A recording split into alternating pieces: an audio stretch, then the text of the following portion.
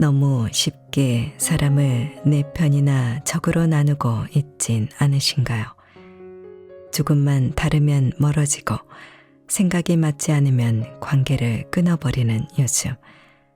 혹시 나도 모르게 사람을 흑백처럼 나누는 이분법에 갇혀 있는 건 아닐까요? 안녕하세요. 칠기존날입니다. 오늘 소개할 책은 어른은 적도 편도 만들지 않는다입니다. 이 책은 철학, 심리학, 문학 속 고전을 바탕으로 성숙한 관계의 본질, 그리고 어른다운 거리두기와 연결의 태도에 대해 이야기합니다. 요즘 많은 사람들이 불필요한 인간관계는 정리하고 싶다고 말하는데요. 하지만 인간관계를 정리라는 말로만 표현하기엔 그 속에 담긴 감정과 진심은 너무나 복잡합니다. 이 책은 말합니다. 사람을 편도, 적도 아닌 하나의 존재로 대할 수 있는 태도, 그것이 바로 성숙한 어른의 시작이라고요.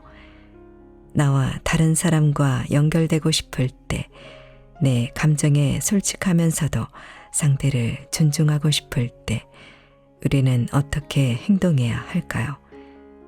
자, 그럼 지금부터 잠시 책 속으로 들어가 보겠습니다. 오늘도 책 읽기 좋은 날과 함께 좋은 시간 보내세요. 구독, 좋아요, 사랑합니다.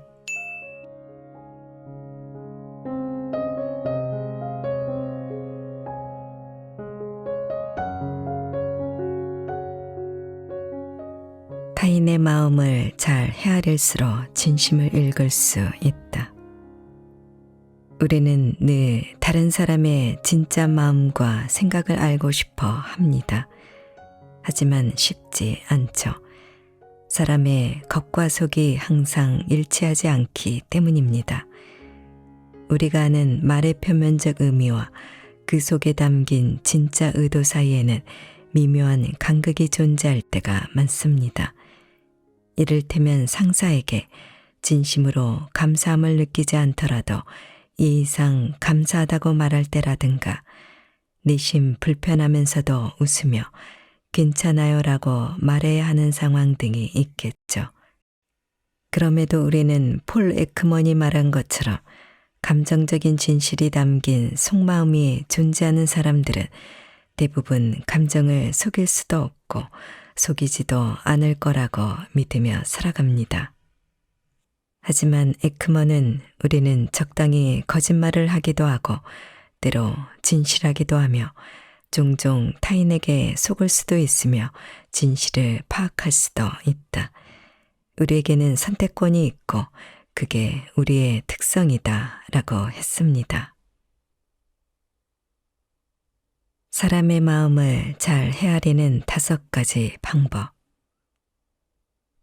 사람의 마음을 헤아리는 능력이 뛰어난 사람일수록 상대방의 표면적인 말과 행동 너머에 있는 진짜 마음을 읽어낼 수 있습니다. 멘탈라이징이라는 능력 덕분인데요. 우리는 멘탈라이징을 활용하여 타인의 감정과 의도를 더욱 잘 이해하고 미묘한 사회적 맥락을 정확하게 해석할 수 있습니다. 사람의 마음을 잘 읽고 헤아리는 능력은 독심술 같은 초능력 내지는 유사과학이 아닙니다. 상대방의 관점에서 생각해보고 그들의 감정을 이해하려 노력하는 것으로 단순히 겉으로 드러나는 단서만 보고 지레짐작하는 것과는 다릅니다. 이처럼 멘탈라이징은 복잡하고 섬세한 능력인 만큼 우리는 다양한 인지적 오류와 편향을 극복하면서 이를 꾸준히 발전시켜야 합니다. 그렇다면 상대의 마음을 더 잘 이해하기 위해서는 어떤 노력이 필요할까요? 1. 지적으로 겸손해지기. 사람의 마음을 잘 헤아리고자 한다면 역설적으로 타인의 마음을 완벽하게 파악할 수 없다는 사실을 인정하는 일부터 선행해야 합니다. 나는 너를 잘한다는 자만이야말로 상대를 이해하는 데 가장 큰 장애물이 되곤 하니까요. 특히 가까운 사이일수록 이런 과신에 빠지기 쉽습니다. 우리는 종종 타인의 마음을 읽으려 할 때 예단, 독심술, 감정적 추론과 같은 인지 왜곡에 빠지곤 합니다. 증거가 부족한 상황에서도 섣불리 결론을 내리거나 상대의 행동이나 표정만으로 그의 생각을 추측하려 들거나 자신의 느낌에만 의존해 판단을 내리죠. 관계에서 갈등이 깊어지는 주요 원인은 사람들이 이런 인지 왜곡에 빠져 있으면서도 자신의 판단이 옳다고 과신하는 데 있습니다. 뇌과학 연구에 따르면 인간의 뇌는 사실과 진실을 파악하기에는 다소 불완전하게 진화했다고 합니다. 이런 불완전성을 겸허히 인정하는 것이 사람을 진정으로 이해하는 첫걸음입니다. 타인에 대해서뿐 아니라 자기 자신에 대해서도 잘 모른다는 사실을 겸허하게 받아들이는 태도가 곧 지혜입니다. 2. 사람의 마음을 헤아리는 일에 관심 갖기. 지적 겸손을 바탕으로 사람의 마음을 헤아리는 일에 관심을 갖는 것이 중요합니다. 여기서 사람이란 타인뿐 아니라 자기 자신도 해당합니다. 타인의 마음을 헤아리는 능력과 자기 마음을 헤아리는 능력은 서로 연결되어 있습니다. 자기 마음을 깊이 들여다보고 이해하는 만큼 다른 사람의 다채로운 마음에도 공감하는 폭이 넓어집니다. 자기 내면을 잘 이해하고 수용하는 사람은 타인의 감정과 자신의 감정을 구분할 수 있으며 상대방의 입장에서 바라볼 수 있는 유연한 사고를 할 수 있습니다. 반면 자기 인식 능력이 부족할수록 자신의 감정과 욕구를 제대로 파악하지 못합니다. 그래서 무의식적으로 자기 욕구를 상대에게 투사하거나 타인의 의도를 왜곡하여 받아들이기 쉬운데요. 더 큰 문제는 이런 사실 자체를 스스로 알아차리지 못한다는 겁니다. 내면을 깊이 들여다보는 과정에서 우리는 자신의 감정, 생각, 욕구 등을 더욱 선명하게 마주하게 됩니다. 다소 불편하고 낯선 경험일 수도 있지만 자기 이해의 지평을 넓히고 성찰의 깊이를 더하는 소중한 계기입니다. 인간의 보편적인 취약성과 고뇌를 수용하는 동시에 희망과 가능성을 발견하게 될 테니까요. 그리고 궁극적으로 자기 자신과 타인을 있는 그대로 깊이 이해하고 사랑할 수 있는 넉넉한 마음으로 승화할 것입니다. 사람의 마음에 대한 피상적인 흥미를 넘어 진정한 관심을 가지는 일은 경청과 연결되어 있습니다. 상대방의 말을 끊지 않고 끝까지 들어주며 그들의 말 속에 담긴 감정과 의도에 귀 기울이는 노력은 상대의 마음을 더욱 깊이 이해하는 데 도움이 됩니다. 3. 알아차림 글쓰기. 상대의 마음을 잘 모른다는 사실을 인정했고 사람의 마음에 진심으로 관심을 갖기로 결정했다면 알아차리는 연습을 꾸준히 해야 합니다. 어떤 생각이나 대상을 있는 그대로 느끼고 받아들이되 좋고 나쁘다는 피상적인 판단은 가급적 하지 않는 알아차린 글쓰기를 해 보세요. 예를 들어 친구가 약속 시간에 늦었을 때 우리는 친구가 나를 존중하지 않는다거나 게으르다고 판단하는 경향이 있습니다. 하지만 실제로는 예상치 못한 교통체증이나 급한 개인 사정이 있을 수 있습니다. 이런 상황에서 자신의 추측이 항상 옳지 않을 수 있음을 인식할 필요가 있습니다. 매 순간 내 머리에 떠오르는 생각과 감정이 모두 진실이 아님을 알아차리는 습관을 들이다 보면 자기 회의감에 빠질 것 같지만 그렇지 않습니다. 오히려 인간의 인지적 한계를 겸허히 받아들일 줄 아는 성숙한 태도가 자리 잡게 됩니다. 옛 성현들은 이를 지혜라고 했습니다. 소크라테스는 나는 내가 아무것도 모른다는 것을 안다고 했고, 노자는 도덕경에서 알지 못하는 것을 아는 것이 최상이고, 모르면서 안다고 여기는 것은 병이다 라고 했습니다. 자신의 무지를 인정하고 늘 배우는 자세로 겸허히 나아가는 사람의 내면 세계는 더 깊어지고 풍요로워집니다. 4. 마음이론 글쓰기, 역지사지 글쓰기. 알아차림을 통해 나 자신을 바라보는 연습을 하는 동시에 상대방의 입장이 되어 똑같은 상황에서 나라면 어떤 말과 행동을 했을지 상상해 보세요. 역지사지 능력을 향상시키는 훈련입니다. 이는 마음 이론 글쓰기를 통해 기를 수 있는데요. 일상에서 만난 사람들과 주고받은 대화를 떠올리며 상대방의 입장이 되어 그때 그 사람의 마음속에 스쳐 지나갔을 생각과 감정, 욕구, 의도를 상상하고 기록하는 것입니다. 마치 소설가가 된 것처럼 타인의 마음을 추론해서 기록해보는 것이지요. 마음이론 글쓰기를 통해 자기 자신과 타인의 내면을 보다 객관적으로 들여다보는 힘을 기를 수 있습니다.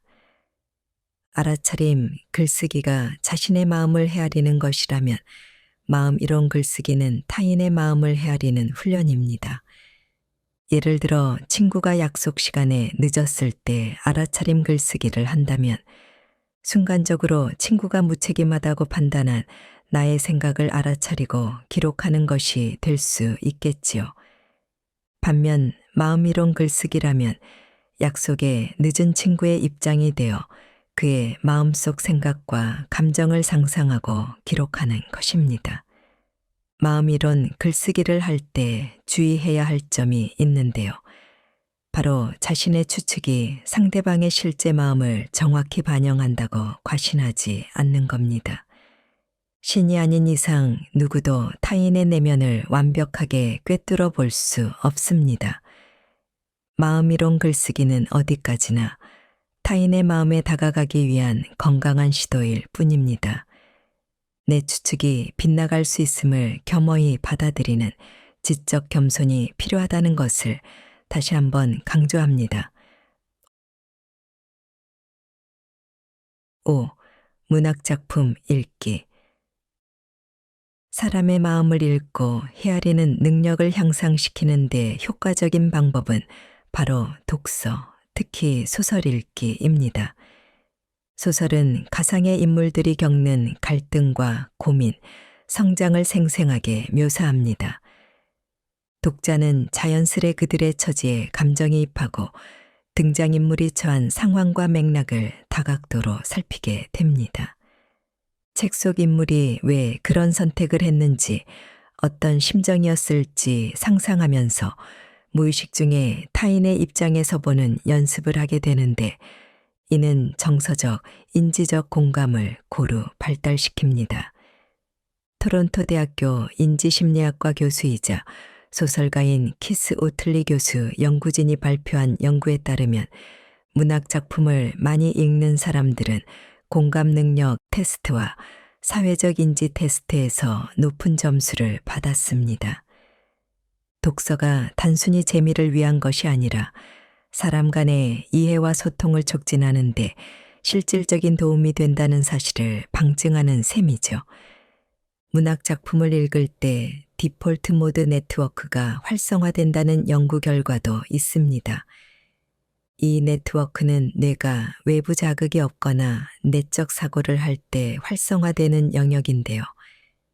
문학 작품을 읽는 행위가 자기 자신을 돌이켜보며 현재 모습을 지속해서 알아차리는 자기 참조 과정과 다른 사람의 생각과 감정을 이해하는 사회인지, 그리고 미래를 상상하고 계획하는 내적 시뮬레이션과 관련되어 있음을 보여줍니다. 문학 작품은 다양한 삶의 모습과 가치관을 담고 있어서 독자들이 자신과는 전혀 다른 배경과 세계관을 가진 이들의 내면에 접근할 기회를 제공합니다. 이는 우리가 지닌 편견과 고정관념에서 벗어나 더욱 유연하고 열린 자세로 타인의 고유한 삶의 이야기에 귀 기울이는 데 도움이 됩니다. 낯선 이의 삶에 깊이 공감하다 보면 인간 존재의 보편성과 특수성을 함께 발견하게 되고 궁극적으로 우리 모두 연결되어 있음을 자각하는 기회를 얻을 수 있습니다. 좋은 인연을 끌어당기는 법. 인복이 많다는 것의 의미. 인생의 중요한 순간마다 귀인을 만나는 복을 인복이라고 하죠. 인복의 사전적 정의는 다른 사람의 도움을 많이 받는 복입니다. 인복이 많다는 건 진심으로 내가 잘 되기를 바라는 사람들이 주위에 많다는 뜻입니다. 내가 잘 되길 바라는 사람이 많다는 건 나 역시 다른 사람들이 잘 되기를 진심으로 바랐다는 뜻이기도 합니다. 다시 말해 내가 먼저 다른 사람들의 성공과 행복을 진심으로 바랐을 때 그들도 자연스럽게 나를 돕고자 하는 마음을 품는 것이죠. 인생에서 만나는 인연을 인복으로 만드는 비결은 무엇일까요? 스스로 평범하다고 생각하는 사람들도 인복을 잘 짓는 이들의 삶의 태도를 배운다면 언젠가는 따뜻한 인연들로 가득한 풍성한 열매를 맺을 수 있지 않을까요?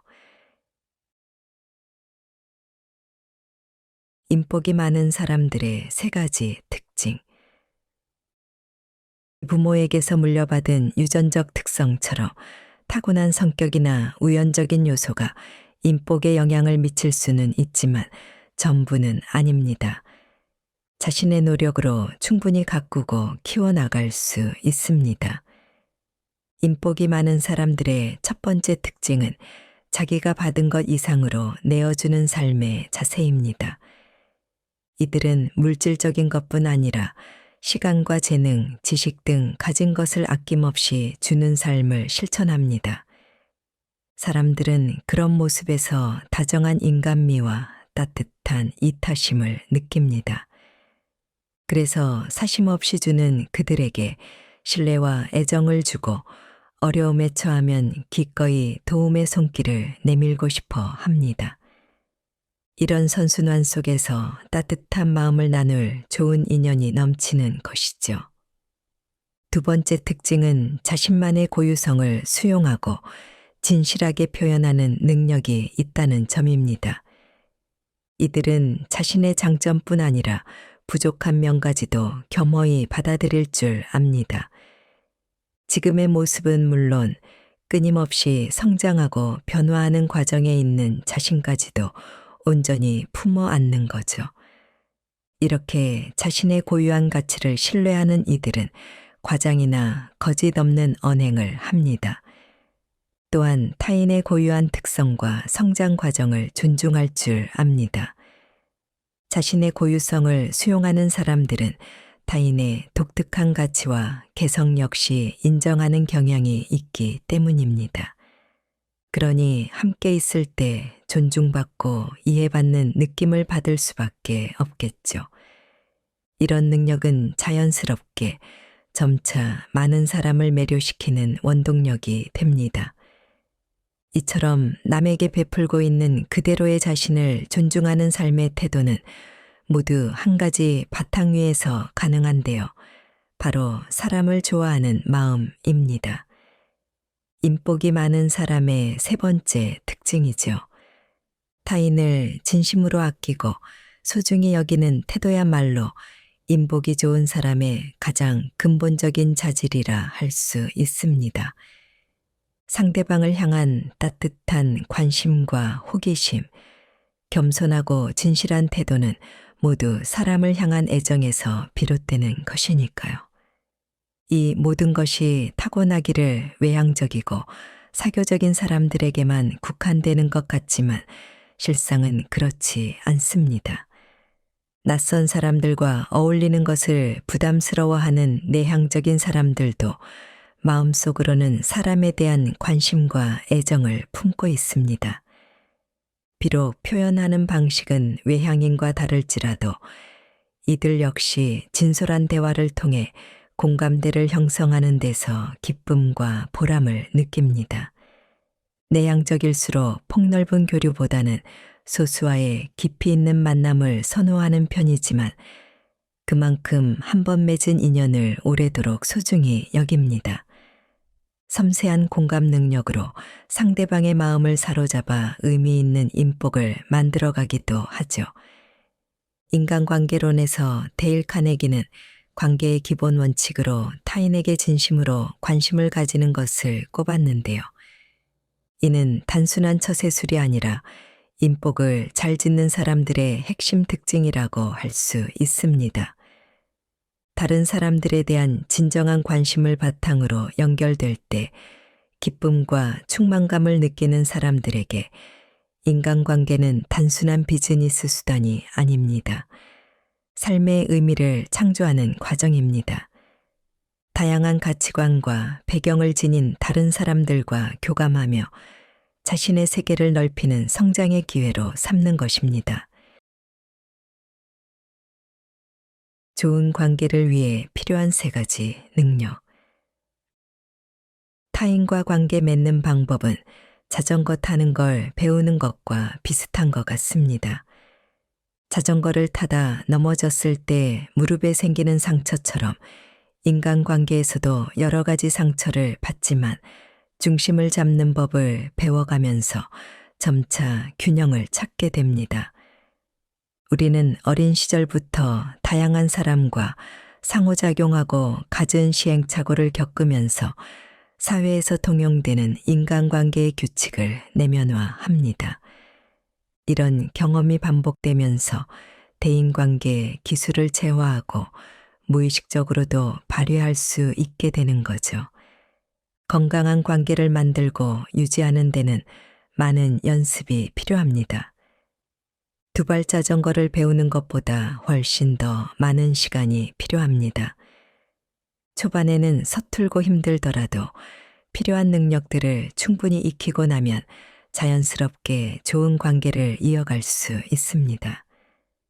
아무리 오랫동안 자전거를 타지 않아도 다시 탈 때는 무의식적으로 페달을 밟으며 중심을 잡을 수 있는 것처럼 사람에 따라 타고난 능력은 다르지만 타인과 관계를 맺는 사회성은 성장 과정에서 후천적으로 충분히 개발할 수 있습니다. 그렇다면 우리가 다른 사람들과 건강한 관계를 맺기 위해 반드시 갖춰야 할 능력은 무엇일까요? 크게 3가지 자질이 필요합니다. 첫째, 상대의 마음을 읽고 헤아리는 멘탈라이징. 타인과 좋은 관계를 맺으려면 대화가 필요합니다. 대화하지 않으면 아무리 자주 보는 사이더라도 좋은 관계로 나아가기 어렵겠죠. 대화를 잘한다는 것은 단순히 말을 잘한다는 뜻이 아닙니다. 발언권을 독점해 일방적으로 말을 많이 하는 것도 아닙니다. 스스로 대화의 중심이 되기보다는 상대의 말을 잘 경청하고 자칫 분위기를 해칠 수 있는 부적절한 표현을 하지 않도록 주의해야 합니다. 상대가 흥미를 느낄 만한 주제를 제시할 줄 알아야 합니다. 대화를 잘하는 사람들은 상대의 말을 듣고 혼자 넘겨짚어서 곡해하지 않고 그 말 속에 담긴 숨은 맥락까지 포착해서 상황에 맞는 배려를 할 줄 압니다. 인간이 타인과 대화를 잘할 수 있는 이유는 상대의 마음속으로 들어갈 줄 알기 때문인데요. 이때 필요한 고차원적 인지 능력이 바로 타인의 마음을 읽고 헤아리는 멘탈라이징입니다. 멘탈라이징은 독심술 같은 초능력이 아니라 마음의 작동 방식에 대한 일반 이론을 바탕으로 하는 정교한 추론입니다. 다른 사람이 바라보는 세상과 내가 바라보는 세상이 다를 수 있다는 사실을 이해하는 마음이론과 연관된 개념이죠. 인간은 만 3에서 5세 정도가 되면 마음이론을 획득한다고 알려져 있습니다.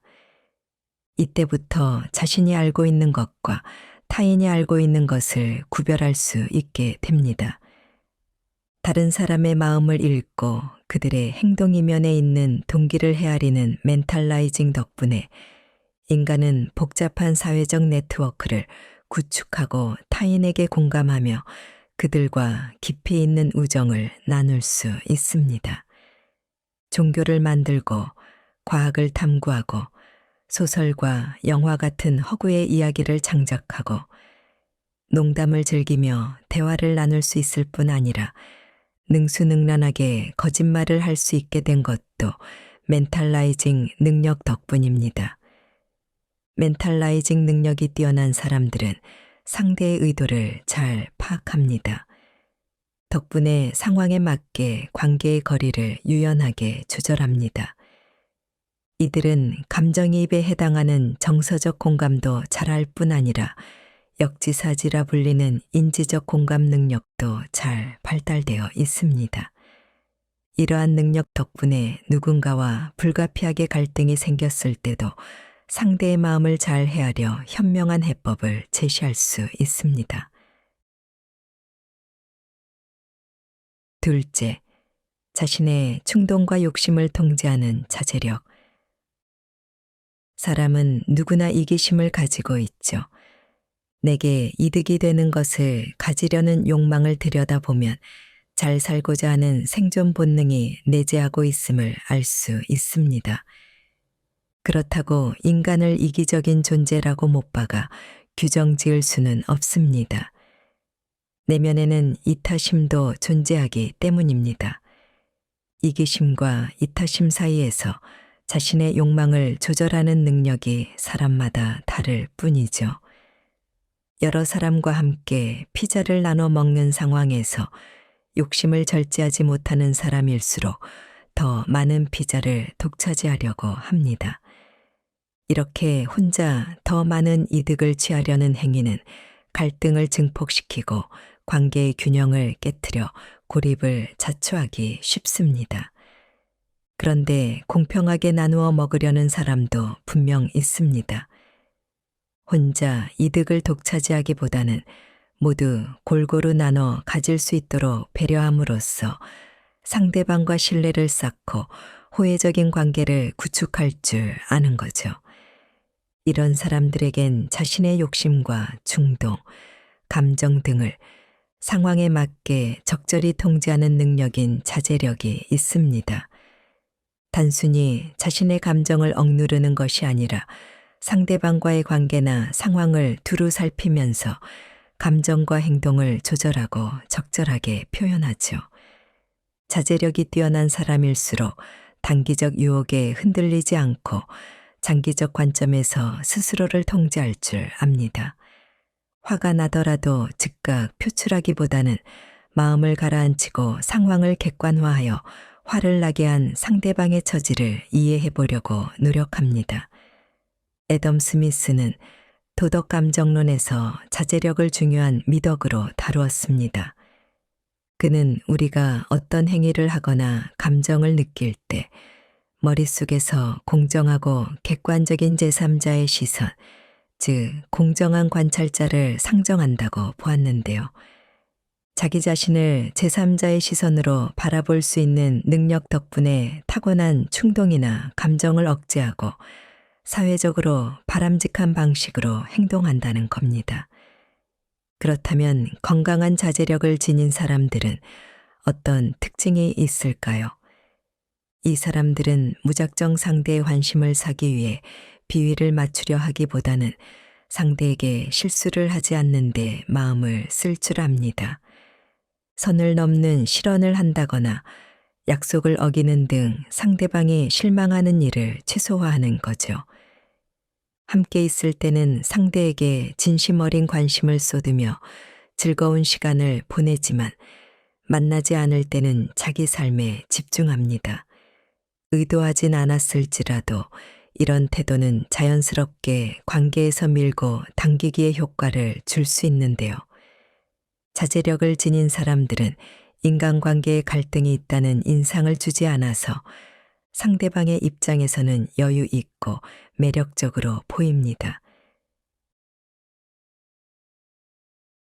셋째, 상대를 있는 그대로 품어주는 따뜻함. 우리는 누군가를 만날 때 겉으로 드러나는 상대방의 모습에서 내가 다가가도 될 것인가 아니면 다가가지 말고 거리를 둘 것인가를 본능적으로 판단합니다. 만약 상대가 잘 웃거나 호의적인 리액션처럼 흔히 따뜻함으로 인식되는 말과 행동을 한다면 우리는 그를 잠재적 동료로 인식합니다. 따뜻한 사람은 무해하고 내 편이 될 가능성이 높다고 느끼는 것이죠. 삶이 고통일 땐 타인을 사랑하는 게 좋다 해서 가장 악질적인 사람은 겉으로는 우호적으로 행동하면서 속으로는 철저히 이기적인 사람이라고 했습니다. 사람의 겉모습만 보고 섣불리 판단해서는 안 되는 이유입니다. 내 앞에서는 한없이 친절하고 다정해 보이지만 실은 은밀하게 타인을 기만하고 조종하는 사람도 있으니까요. 우리는 보통 우호성과 타인 중심성이 동일한 개념이라고 생각하는 경향이 있습니다. 타인 중심적인 사람일수록 더 우호적일 것이고 그 반대도 성립할 거라고 가정하는 것이죠. 그러나 애덤 그랜트에 따르면 우호성과 타인 중심성 사이에는 신뢰할 만한 상관관계가 없습니다. 타인 중심적인 기버라고 해서 언제나 우호적인 태도를 보이는 건 아닐 수 있으며 반대로 테이커임에도 겉보기에는 우호적일 수 있다는 이야기입니다. 진정으로 타인 중심적인 사람들 중에서는 의외로 우호성이 높아 보이지 않는 경우도 있습니다. 상대에 대한 따뜻한 진심을 품고 있지만 겉으로 전부 표현하지 않는 사람들도 있을 테니까요. 애덤 그랜트가 말했듯이 이런 부류의 사람들은 티가 잘 나지 않기 때문에 집단에서 저평가되거나 종종 오해받기도 합니다. 하지만 이들은 대외적인 인기에 연연하지 않고 누구보다 진실하기에 우리에게 꼭 필요한 존재입니다. 이런 관점에서 보면 진정한 따뜻함은 단순한 우호성보다는 타인 중심성에 더 가까운 개념입니다. 상대를 있는 그대로 품어주는 따뜻함을 행하기 위해서는 앞서 언급한 두 가지 능력인 멘탈라이징과 자제력이 모두 필요한데요. 상대방의 입장에 서서 마음을 잘 헤아리되 나의 욕구를 적절히 조절할 줄 알아야 있는 그대로 상대를 품어주는 따뜻한 마음이 빛을 발할 수 있기 때문입니다. 수년 동안 타지 않은 자전거를 꺼낼 때가 있습니다. 어린 시절 몸으로 익힌 중심 잡기와 페달 밟기는 오랜 시간을 뛰어넘어 자연스럽게 되살아나죠. 관계 역시 마찬가지입니다. 때로 실망하거나 상처를 받더라도 따뜻함과 배려가 몸에 배어 있다면 결국 관계의 균형을 다시 잡을 수 있습니다. 앞뒤가 전혀 다른 모습으로 뒷담화를 즐기는 사람. 싫어하는 누군가의 평판을 훼손하려고 헛소문을 퍼뜨리고 중상모략을 하는 사람들이 있습니다. 이런 사람들이 무서운 이유는 겉모습만 봐서는 그런 악의적인 행동을 할 사람처럼 보이지 않는다는 점입니다.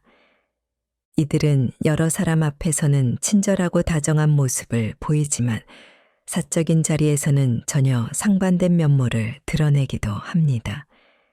평소에 생글생글 잘 웃고 말투도 다정해서 누군가에게 쉽게 적개심이나 시기심을 품을 것 같지 않은데 뒤에서는 전혀 다른 두 얼굴을 가지고 살아갑니다.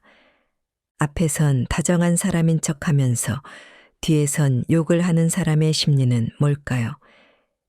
인지 심리학자 김경일 교수에 따르면 이런 사람들은 행복하지 않고 늘 불안하다는 공통점이 있습니다. 그래서 자기보다 더 불행해 보이는 사람들을 찾아 그래도 나는 쟤보다 낫다라는 일그러진 우월감을 느끼려는 심리가 있습니다. 뒷담화하는 사람 중 가장 안 좋은 유형이 바로 자기가 싫어하는 사람을 모두 똑같이 싫어하길 바라고 강요하는 사람이라는데요. 이들은 다수의 힘을 확보하기 위해 자꾸 다른 사람의 험담을 합니다. 마치 학창 시절에 왕따를 주도하는 일진의 심리와 흡사합니다. 상습적으로 뒷담화하는 사람에게 대처하는 방법. 뒷담화를 자주 하는 사람은 크게 세 가지 유형으로 분류할 수 있습니다. 첫째, 자꾸 내 옆에 와서 다른 사람의 험담을 하며 동조해 주길 바라는 사람으로, 말하자면 내가 공범이 되길 바라는 심리입니다. 이런 유형의 사람은 자신의 삶이 그만큼 불안하고 만족스럽지 않다는 걸 간접적으로 표현하고 있는 것입니다. 이럴 때는 뒷담화에 동조하지는 않더라도 한 걸음 물러서서 그의 상황을 이해해 볼 수는 있습니다. 험담을 하지 않고서는 일상을 버티기 힘든 그들의 불행에 측은지심을 가져보는 건 어떨까요? 둘째, 앞에서는 안 그런 척하면서 내가 없는 자리에서 나를 험담하는 사람입니다. 내 앞에서 대놓고 그렇게 한다면 적절히 맞받아치기라도 할 텐데 그럴 자신은 없는 유형이죠. 이런 경우 뒷담화에 반응하지 말고 이들과는 거리를 두며 나를 지지하고 함께 성장할 수 있는 사람들과 의미 있는 관계에 집중해야 합니다. 물론 나를 향한 상대방의 근거 없는 비방이 도를 넘었다는 판단이 섰을 땐 적극적으로 조치하거나 법적 대응도 고려할 필요가 있습니다. 셋째, 누가 나에 대한 험담을 했다는 걸 굳이 전하는 사람입니다. 뒷담화를 하는 사람도 문제지만 그 내용을 일부러 전달하는 사람도 경계할 필요가 있습니다. 물론 선의를 갖고 전달하는 사람들도 있겠지만 대부분 오해와 갈등만 불러일으킵니다. 왜 그럴까요? 우선 말을 전하는 과정에서 왜곡이 생기기 쉽습니다. 앞뒤 맥락은 무시한 채 기억에 의존해 전하다 보면 사실과 다르게 전해질 가능성이 높거든요. 만약 말을 전하는 사람이 악의를 갖고 그랬다면 상황은 훨씬 나빠질 수도 있습니다. 방송인 신동엽도 이런 점을 지적한 바 있습니다. 그는 한 방송에서 뒷담화는 어떻게든 반드시 되돌아오며 어떤 사람이 내 욕을 했다는 걸 굳이 전하는 사람과는 인연을 끊는다 라고 말해 화제가 되었는데요. 남의 뒷담화를 전하는 일은 신중할 필요가 있습니다. 설령 좋은 의도라 할지라도 그런 행동이 가져올 결과를 사려 깊게 생각해 봐야 합니다. 타인의 미담과 칭찬만 나눌 수 있다면 좋겠지만 안타깝게도 현실은 그렇지 않습니다. 대화를 하다 보면 누군가의 잘못이나 실수, 부정에 대해서도 불가피하게 말해야 하는 상황이 발생하니까요. 이때도 가급적 객관적으로 이야기를 해야지 상대를 음해하는 말을 하게 되면 그 화살은 결국 자기 자신에게로 되돌아옵니다. 뒷담화를 즐기는 신뢰할 수 없는 사람이라는 불명예스러운 낙인을 스스로 찍게 되니까요. 관계에서 신뢰를 중요하게 생각한다면 그런 사람들과는 깊게 엮이고 싶지 않을 겁니다. 칼 같은 손절보다 현명한 거리 두기가 필요하다. 나를 함부로 평가하는 무례한 사람을 만나면 어떻게 해야 할까요? 무조건 손절하는 게 좋을까요? 나와 안 맞는 사람과 억지로 부대끼며 괴로울 바에야 차라리 각자의 사회적 네트워크에서 깔끔히 정리하는 게 서로를 위한 길 같습니다. 하지만 현실적으로 관계를 손절한다는 것은 결코 쉽지 않습니다. 손절하며 후련함을 느끼는 사람도 있겠지만 오히려 불편하다고 느끼는 사람들도 있습니다. 상대방의 잘못이 크다 해도 그동안 함께해온 시간이 있고 무엇보다 우리는 정과 온기를 지닌 존재이기 때문입니다.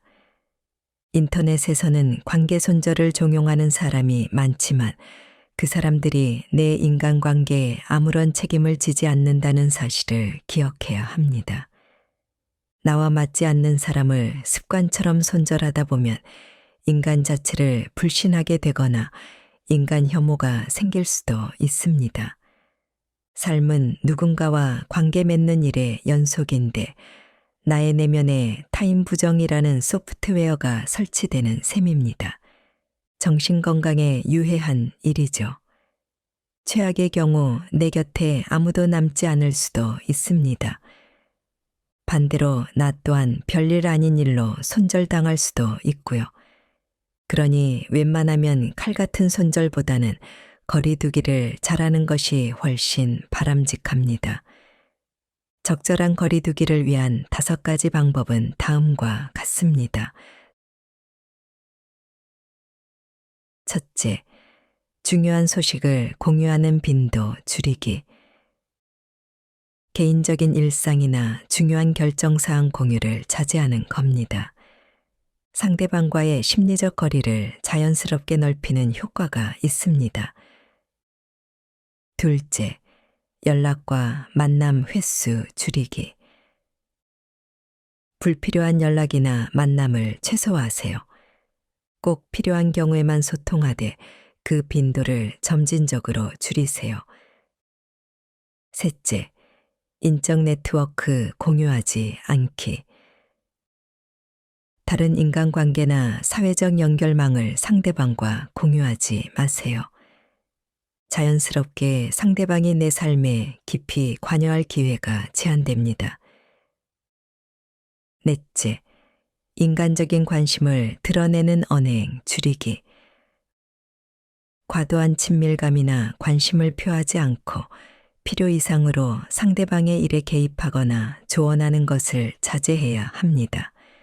다섯째, 괜한 적을 만들지 않도록 적개심 드러내지 않기. 상대방에 대한 부정적인 감정을 직접적으로 표현하지 않아야 합니다. 불필요한 갈등을 피하고 중립적인 태도를 유지하세요. 전부 비교적 쉬운 방법이지만 적개심을 드러내지 않는 게 특히 중요합니다.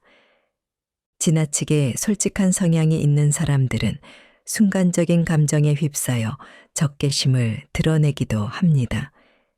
하지만 우리의 목표는 상대와 거리두기라는 걸 잊지 말아야 합니다. 굳이 적을 만들 필요는 없습니다. 인간관계에서 완전한 손절보다 적당한 거리를 유지하는 것이 더 바람직한 이유는 세상이 생각보다 좁고 우리의 감정이나 관계도 시간이 지나며 달라질 수 있기 때문입니다. 지금은 마음이 맞지 않더라도 상황에 따라 다시 가까워질 수도 있습니다. 따라서 섣불리 적을 만들기보다는 자연스럽게 접점을 줄여나가며 서로에게 편안한 거리를 유지하는 것이 좋습니다.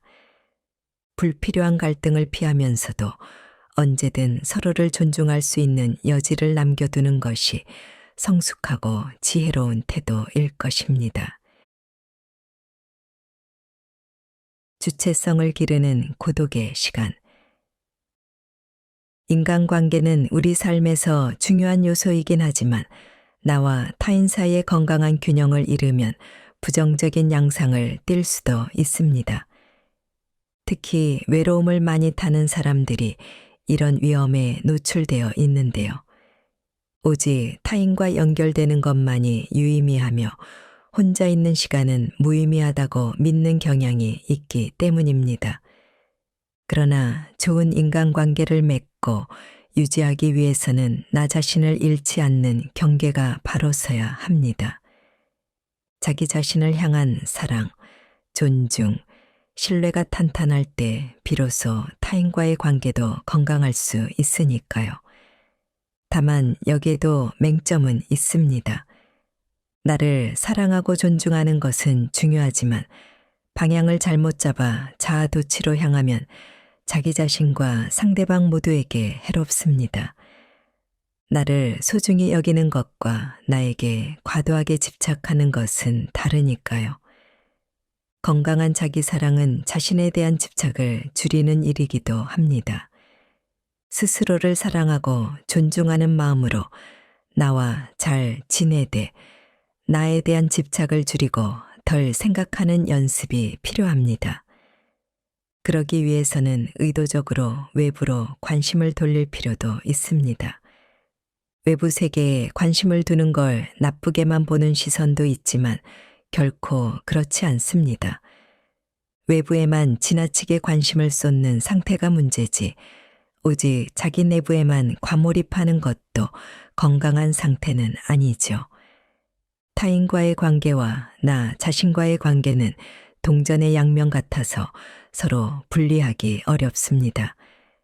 사람과의 관계에서 오는 피로감을 회복시키는 것이 고독이고 고독의 시간은 다시금 사람을 그리워하게 만드니까요. 따라서 관계와 고독 사이에서 균형을 잡는 것, 즉 중용의 지혜가 필요합니다.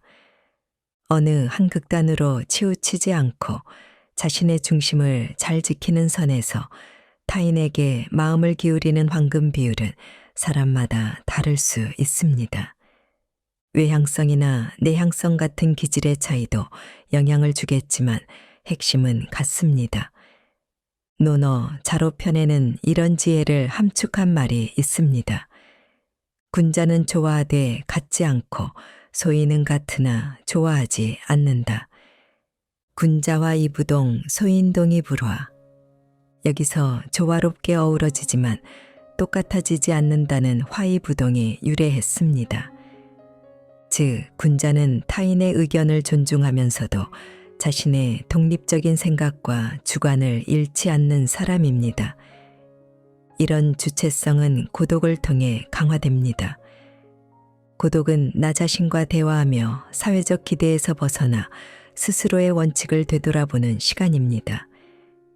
고독의 시간을 통해 내면의 힘을 다진 사람들은 타인과의 관계에서도 자신을 잃지 않으면서 진정한 조화를 이룰 수 있습니다.